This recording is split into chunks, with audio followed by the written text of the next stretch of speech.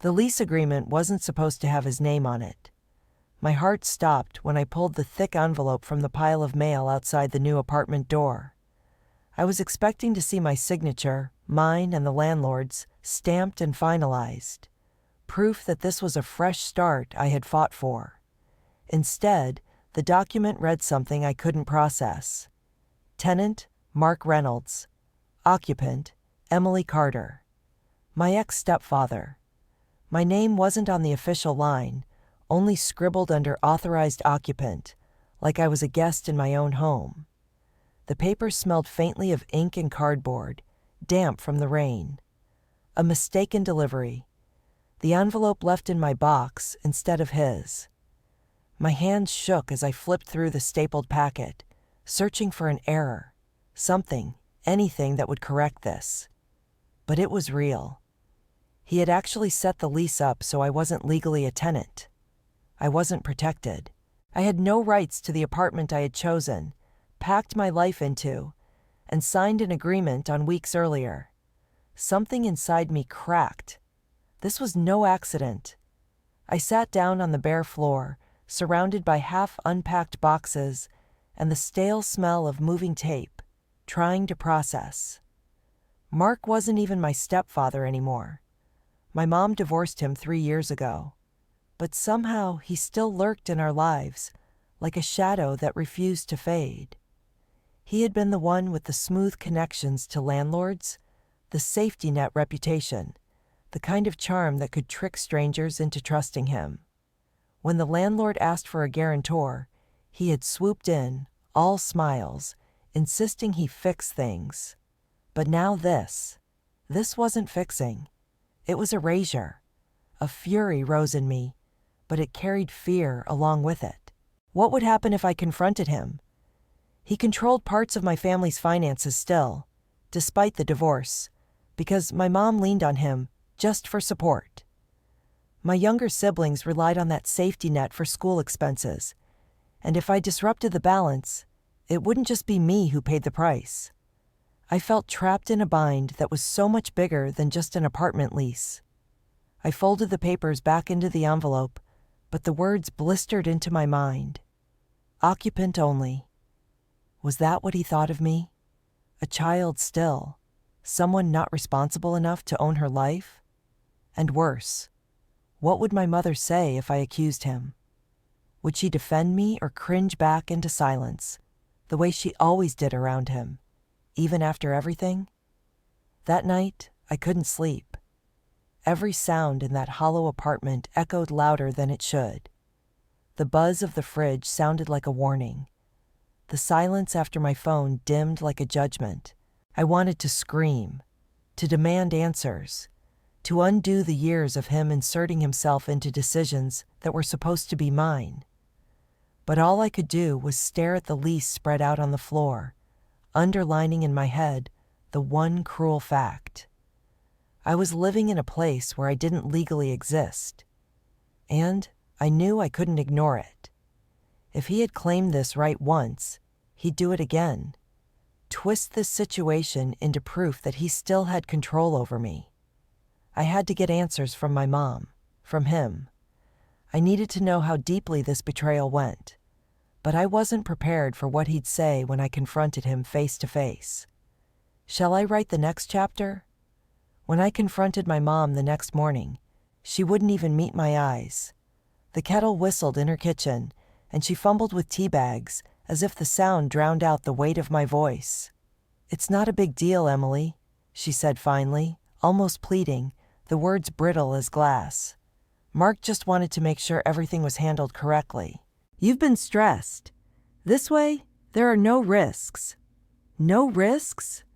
My savings had been drained on first month's rent and deposit. My old apartment was already given up. The keys had been returned. There was no backup plan now. I needed my name on that lease, not just for security, but for proof that I was moving forward, that I had built something without him. Yet here was my mother, still orbiting around his opinions, even though their marriage was long dead. I reminded her, "I signed those application papers. You saw me do it." Her lips pressed together until the pink drained out of them. "You filled them out," she corrected softly. But Mark was the one who submitted. He told the landlord it made more sense this way, since he was taking financial responsibility if anything went wrong. The shame hit me like smoke in my lungs. That one line, "if anything went wrong," my whole adulthood reduced to a liability. To him, I wasn't stable enough. I wasn't trusted enough to hold a contract under my own name. And the worst part? My own mother let him script that narrative, nodding along behind him. I asked her the question burning through me. "Do you even realize this means I don't legally live there? If he chose to, he could get me evicted. Me? Your daughter." She flinched, dropping the spoon into her mug with a sharp clang. But she didn't deny it. Instead, she whispered, He only wants to help." That was the moment I saw it. Not just his grip on her, but the way she clung to it, like someone too afraid to swim without the floating wreckage of a boat. Mark wasn't even her husband anymore, yet she gave him veto power over decisions that had nothing to do with him. He still paid for part of my younger brother's sports fees, still covered my sister's orthodontist bill, and never let anyone forget about it. He had threaded himself so tightly into our lives that removing him looked scarier than just letting him stay. I left her kitchen, the smell of tea trailing behind me like defeat. I had come for assurance, for solidarity, but all I got was the same quiet compliance that always kept him in power. My hands shook, partly in anger, partly in fear of just how much influence this man still had over where I lived, who I was. As I drove back to the apartment, I couldn't shake one thought. If he could rewrite my lease behind my back, what else had he handled in my name without ever telling me? And soon enough, little cracks began appearing that showed this wasn't a one-time mistake. It was a pattern I hadn't seen forming until now. Shall I write the next chapter? It started with small things, the kind you almost want to brush off because they seem petty on the surface. But when the third one hit, I realized it wasn't random at all. It was deliberate, systematic. The first was an email chain I wasn't copied on. Weeks earlier, the landlord had mentioned sending me updates about the apartment's electrical inspection. I kept waiting for the email, refreshing constantly, wondering if I'd given the wrong address. One day my younger sister casually said, "Mark showed Mom that update from the landlord last night." My stomach dropped. He was getting the notices, not me. Then came the delivery mix-up. A package from my aunt, addressed clearly to me, was signed for by him. I only found out because she texted asking if I liked the housewarming gift, and I didn't know what she was talking about. When I confronted him, Mark simply smirked and said, "Relax, Em. People misspell apartments all the time. I'll bring it by if I don't forget." But it was the third micro-injustice that twisted the knife. Our new apartment building had a residents group chat for safety alerts, maintenance calls, community updates. I only learned of its existence when I saw a neighbor post about it on the bulletin board. When I asked to be added, the building manager hesitated, then said, "Oh, I thought you weren't an official tenant. Didn't Mark say you were just staying there temporarily?" Temporarily, a word that turned my whole stomach inside out. That meant that's what he'd been telling people, residents, managers, maybe even the landlord himself. Like I was a squatter, he was generously entertaining. When I texted him, demanding why he'd keep me off the list, the message that came back was so condescending, it made my fingertips burn just holding the phone. "Emily, you need to stop overreacting. You're starting out in the real world. Let me deal with the details until you've proven you can manage them. It looks better this way for everyone involved, especially you." That's when it struck me like glass shattering. This wasn't about safety or protecting my credit or preventing risks. This was about control, image management. He wanted to be the one positioned as the responsible adult at the center, with me dangling like some dependent teen. And he wanted everyone else, neighbors, family, even strangers, to see him that way. I wanted to believe maybe my mom would step in, that she'd finally hear the edge in my voice when I told her what he was doing. But when I brought these little injustices up, she gave me the same weak excuses. It's just a misunderstanding. Don't pick fights. He only means well. I knew then I was on my own. But what I didn't know yet was how far Mark would go to flip the narrative. Not in private, not just in paperwork, but in front of everyone I cared about. Shall I write the next chapter? It happened on a Sunday afternoon, in the middle of what was supposed to be a casual family lunch. My mom had invited us all to her house. The smell of pot roast filled the dining room. My siblings chattered about school. And for one blissful moment, I thought maybe I could just forget the gnawing anxiety about the lease. But then Mark stood up casually, cradling his iced tea like he always did, with that air of calm authority, like he was the patron of the entire family. His voice carried smoothly across the table. I wanted to let everyone know, he began, his smile poised. I've secured the apartment for Emily. The lease is under my name, so she doesn't have to worry about screwing anything up, or putting herself in a bad spot financially. The words punched the air out of my lungs. My fork froze halfway to my mouth. Across from me, my younger brother chuckled without malice. That's good, Em. Uncle Mark's got your back. My mom set her glass down, eyes darting between us like a referee too afraid to blow the whistle. I felt my cheeks burn. That's not true, I heard myself snap, louder than I intended. I didn't ask you to do this, Mark. I wanted it in my name, and you went behind my back. He tilted his head slightly, still smiling, as if I had confirmed his entire point. Emily, don't embarrass yourself. Everyone knows these leases are complicated. It's just more responsible this way. I don't mind carrying the burden. I just want the family to feel secure. The way he said family made me feel erased entirely. My siblings were nodding, my mom biting her lip, and suddenly the dining room shifted into a stage. I wasn't the adult daughter who had saved for months, chosen that apartment, planned this move. I became a child throwing a tantrum, while he played the benevolent caretaker. I wanted to scream, "This isn't about security, it's about control." But my throat locked. The weight of my family's eyes, some sympathetic, some quietly siding with him, made my voice feel like it would snap under its own force. Instead, I managed a trembling. "I'm not a kid you need to protect." But he laughed lightly, slicing the pot roast with practiced ease. "If you don't want protection, prove you don't need it. Until then, I'll make sure this doesn't spiral out of control." It was a public line crossed, and he knew it. He had undercut me in front of my siblings, my mother, everyone who still mattered to me. And the worst part? No one defended me. It was his stage, his narrative, and I was framed as the irresponsible one for daring to resist.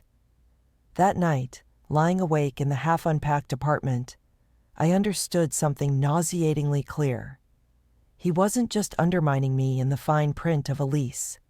He was reshaping my image within my own family.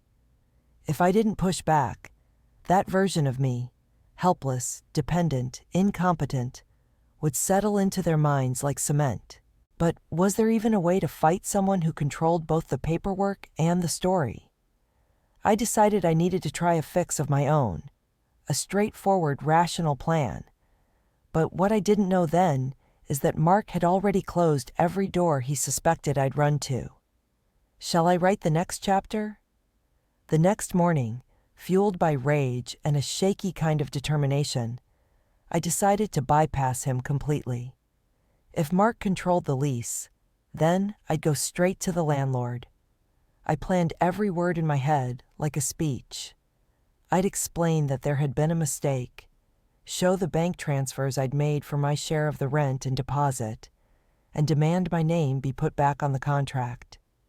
It sounded simple enough, rational, fixable. The landlord's office was just a few blocks away. The waiting room smelled like stale coffee and printer toner, a small, oscillating fan pushing warm air across the desk. When my turn came, the landlord, Mr. Harris, adjusted his glasses, obviously puzzled to see me there. "Emily, is something wrong with the unit?" he asked politely. That "is something wrong" in his voice nearly broke me. Because yes, something was very wrong, but not the kind you could fix with a maintenance form. I laid it all out in front of him.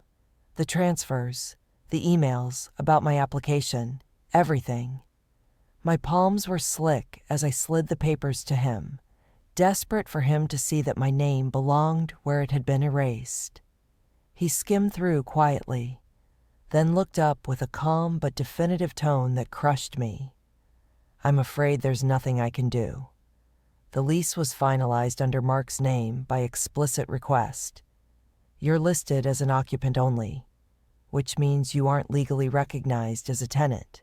Changing that would require terminating the current lease and starting over, and Mark has already signed a non-alteration clause." A non-alteration clause. I didn't even know what that was, but the sound of it hit like a slammed door. He had anticipated this exact move, my attempt to go around him, and locked it down before I had even thought of it. "Can't you just add me?" I begged, my voice cracking. "I'm living there. My life is in those boxes. Why would anyone want me excluded?" Mr. Harris sighed faintly, sympathetic but immovable. "Look, I don't want to be in the middle of family business, but when a guarantor insists on a restriction, I have to respect it. All I can say is, if you have concerns, take it up with Mark. Take it up with Mark." The words felt like a cage door snapping shut. I left the office on trembling legs, the sunlight outside too bright, like it was mocking me.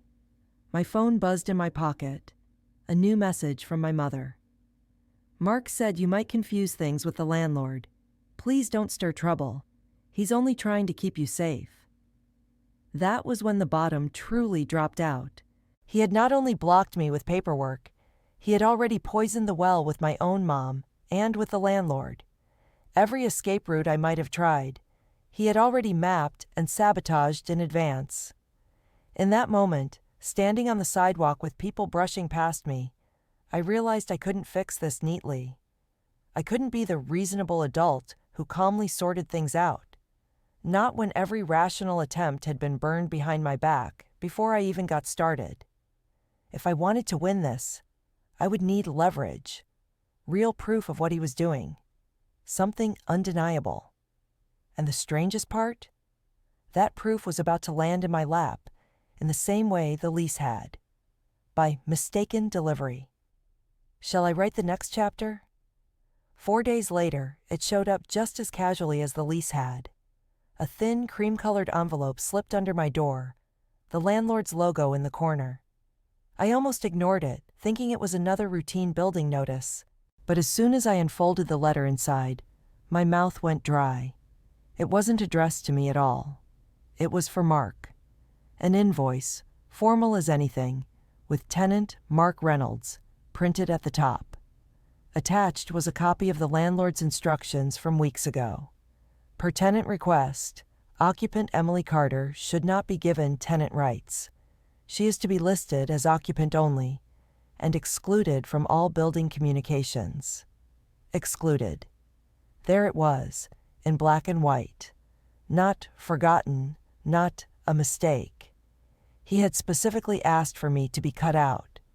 And next to that clause, under the neat printed text, was Mark's unmistakable pen stroke, his signature slanted and smug.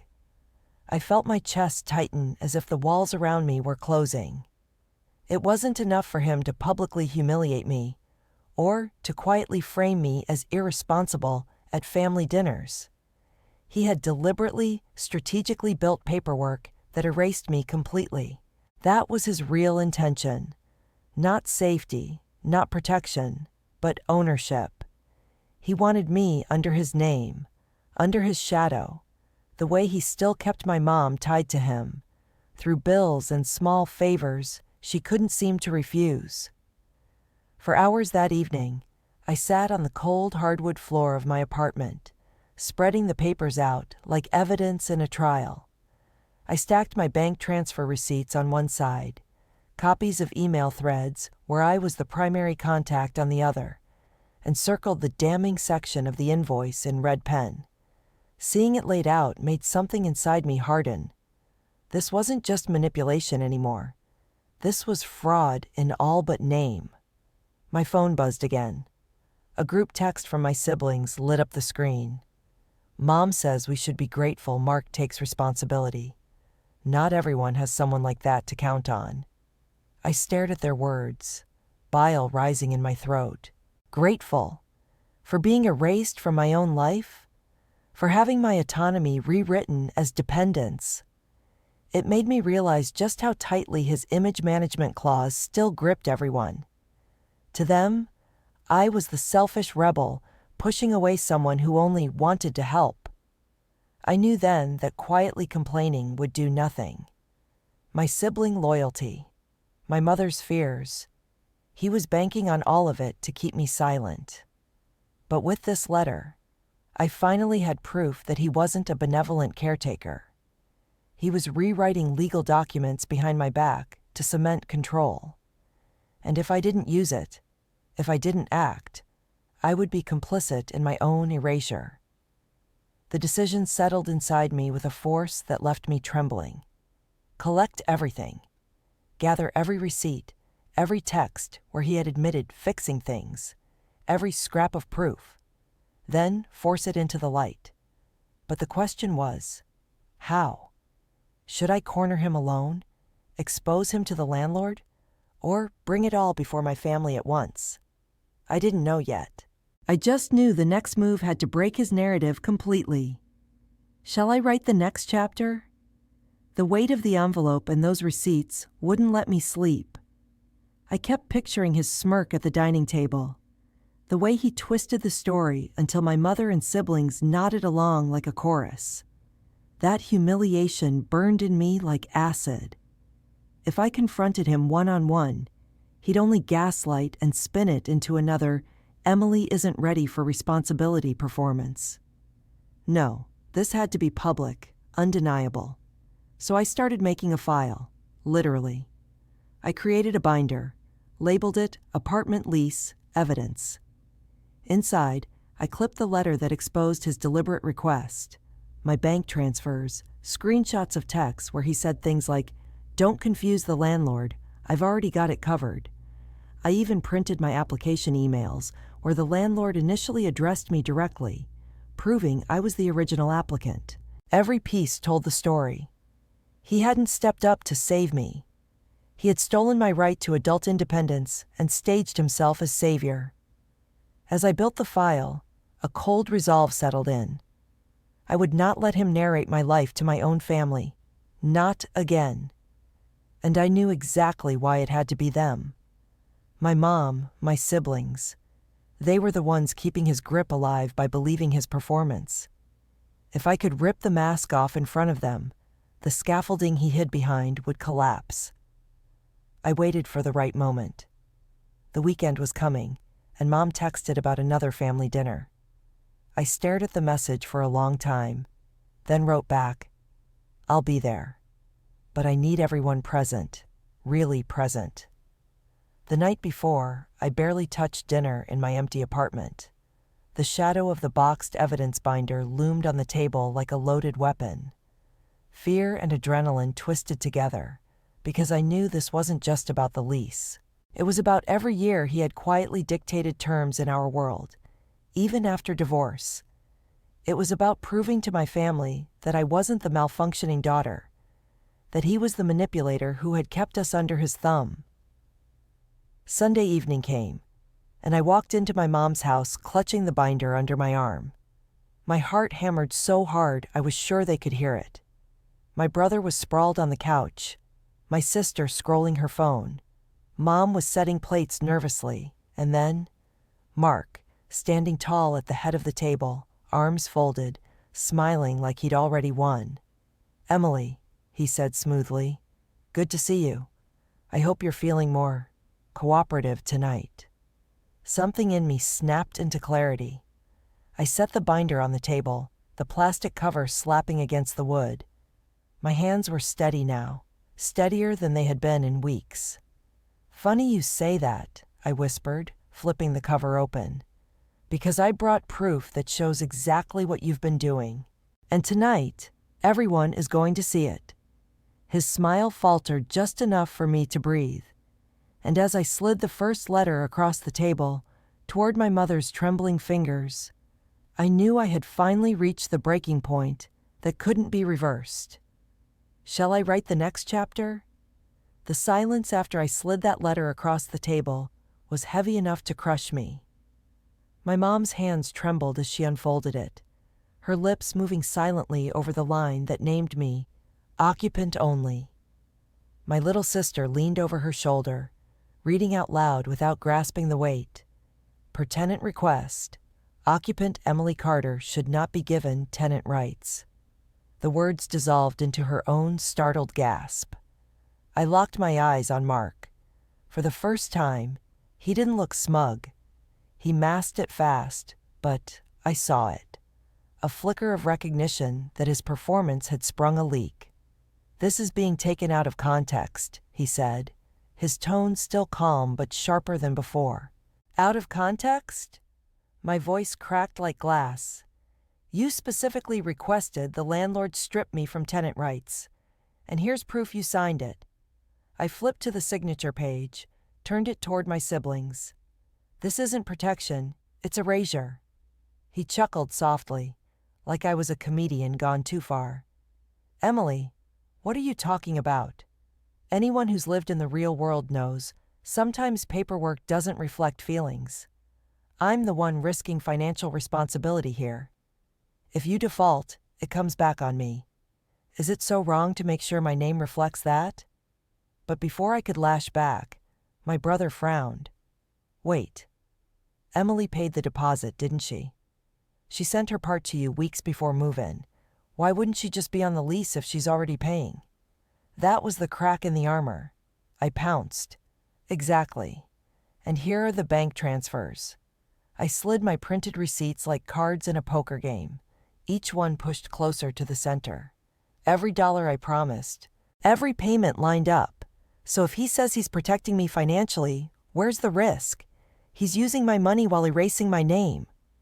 I'd imagined my family would finally leap up in my defense, that outrage would ignite instantly. But what hit me instead was confusion. My mom's face twisted like she wanted to defend me and him at once. My sister whispered, "Mom, is this true?" And my mother just pressed her hands to her temples. Then Mark snapped. His voice rose, sharp and cutting, shattering his smooth facade. "You're being dramatic, Emily, twisting things to make me look like the villain. You've never been responsible, not once in your life. This is about keeping you from sabotaging yourself."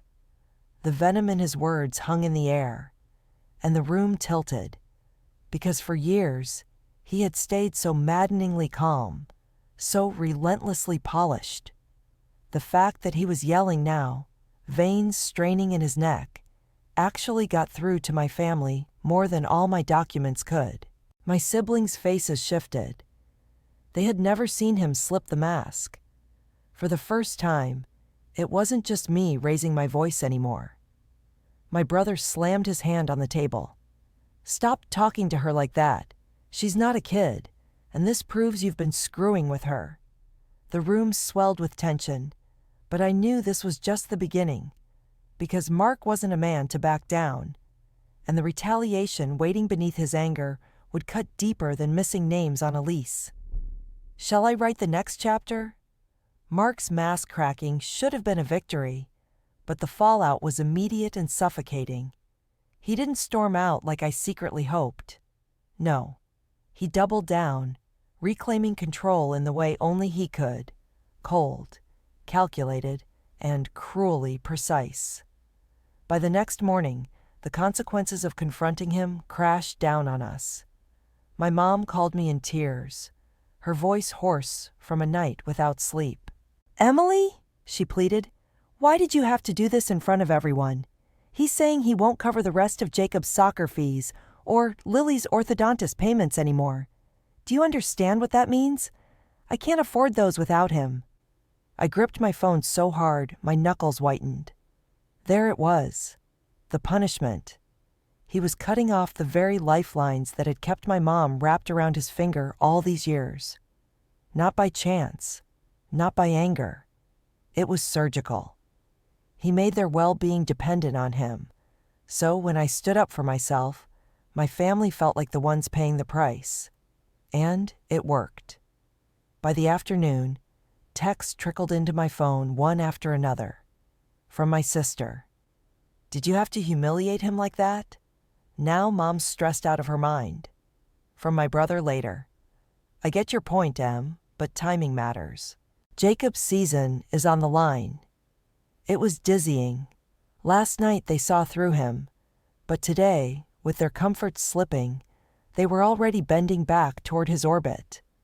That was the genius of Mark. He made resistance feel selfish. I sat in the dim light of my apartment, the blinds half drawn, staring at the binder of evidence. What good were all these papers if my family would trade accountability for orthodontics and soccer games? And worse, what future did I really have in this apartment if my name was only on the mailbox, but never on the lease? At any moment, he could make one call, and the landlord would have legal grounds to push me out like yesterday's trash. The bitterness cut deeper than anger. It was the sense that winning would cost me my family's trust, and losing would cost me my independence.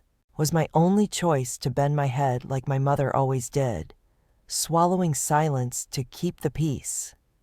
But one thing held me steady, even as my phone buzzed with guilt-drenched accusations.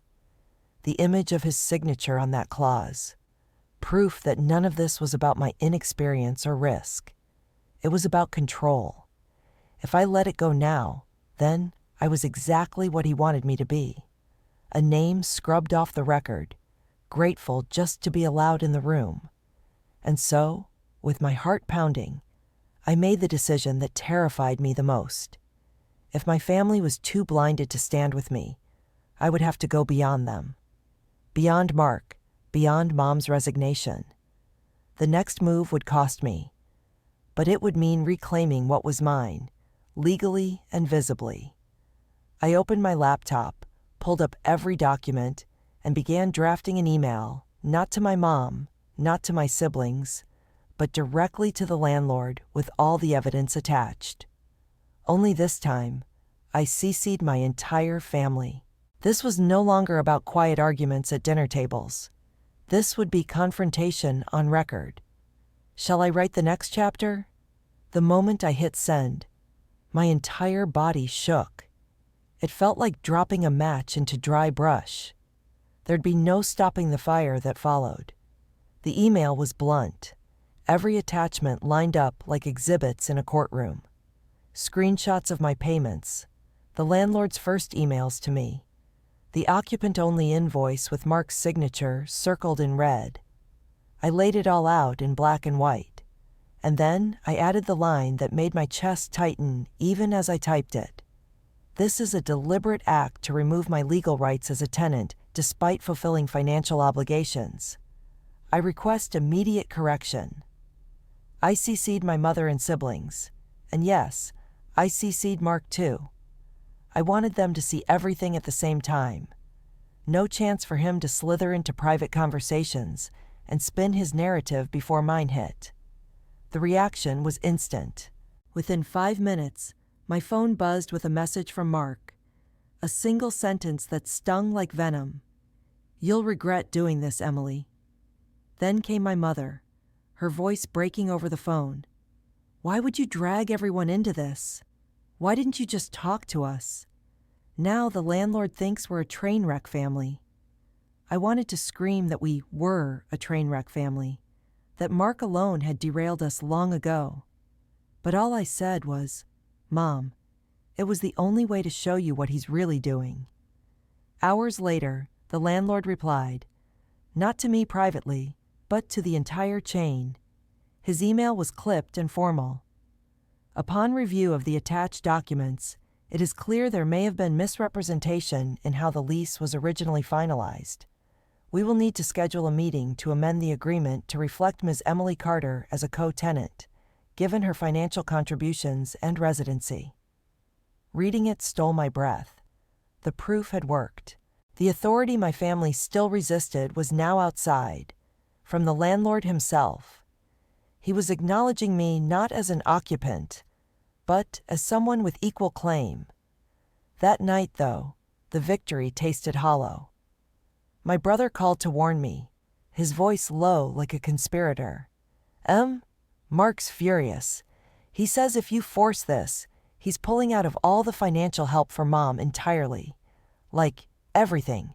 Gas, bills, groceries. Mom's panicking. The guilt punched harder than the fear. I'd wanted proof. I wanted vindication. But what if the price was watching my younger siblings go without? Was my independence worth my family's security?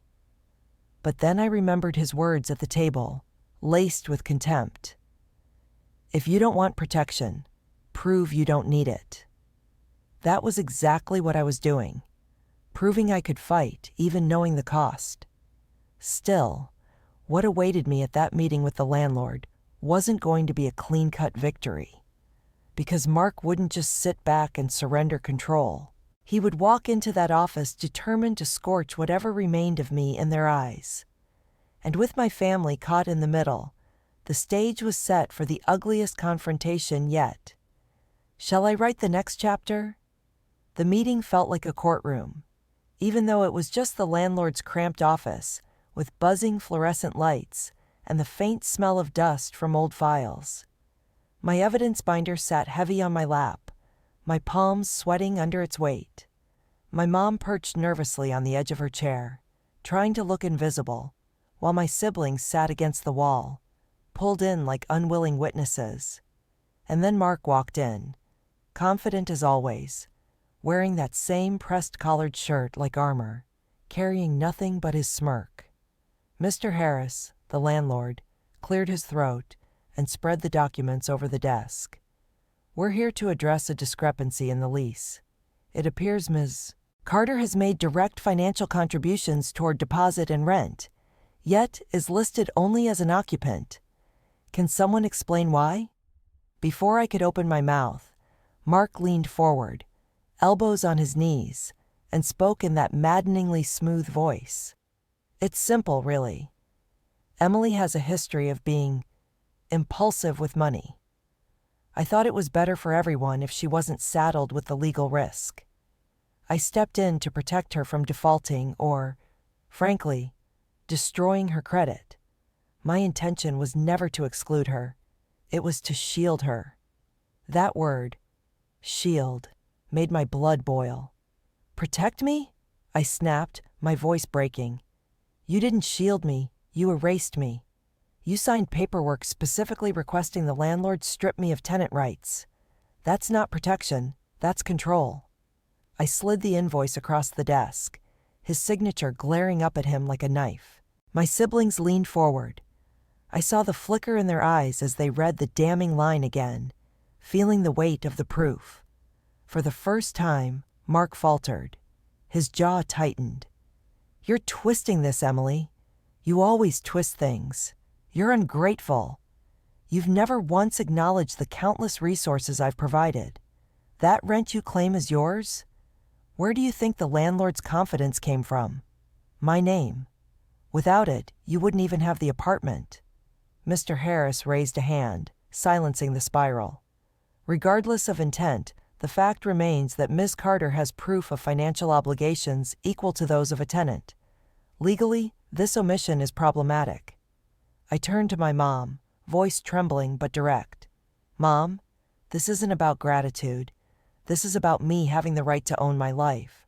I've done everything I was supposed to, but he won't let me be anything but dependent. Is that fair to me? Or to you, either?" The silence in the room was suffocating. My mom's hands shook in her lap, torn between fear and recognition. My siblings stared at her, waiting.